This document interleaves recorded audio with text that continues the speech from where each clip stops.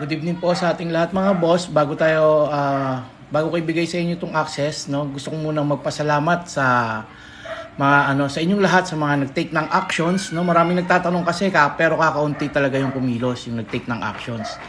At isa ka sa kumilos, so napakalaking kumbaga natutuwa yung puso ko kasi nag-take ka ng action. Gusto ko kasi yung mga traders na action taker, hindi yung mga parang pabebe lang, alam yun. Tanong ng tanong.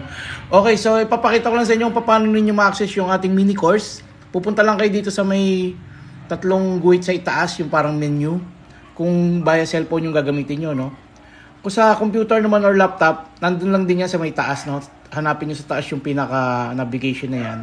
And then makikita nyo tong student portal, no? Makikita nyo ito. Yan. Okay? Pindutin nyo lang po yan. And then ipipm ko po sa inyo yung tawag dito. Piliin nyo muna pala itong gold mini course, yan.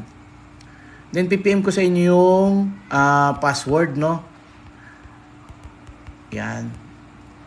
Okay. Ipipm ko na lang para bakit may save kayo, no? Para may copy kayo. Then ma-access nyo na ito. From here, naka-arrange na po ito. Module 1 to 6. Kunwari, natapos nyo na to. Pindutin nyo lang yung next video. Then, next video, no, kunwari natapos nyo siya isa-isa. Then, kunwari na-clear nyo na lahat, then meron kayong gustong balikan, yung arrow lang, pindutin niyo yung arrow. Yan. Yung arrow kasi, yan, meron tayo sa ilalim or sa bandang baba na easy access. Kumbaga, ano nga ba yung market structure? Kunwari, nasa 6 na kayo or sa 5. Gusto nyo mag-jump agad sa 2. Gusto nyo balikan yung number 2. Pipindutin nyo lang yan. Okay? So, yun lang mga boss. Ngayon ay ipakita ko na sa inyo kung paano nyo navigate yung course na ito para masulit talaga yung bawat module. Yun, gusto ko ulit i-acknowledge, no, yung gusto ko ipaliwanag muna sa inyo pala yung value na laman ng course na ito. Hindi lang pang 499, no. So maswerte po tayo, maswerte kayo mga bagong student or nagtiwala sa mini course dahil ma-experience niyo yung service na binibigay nila Kuya Dids, no, ng TDLC.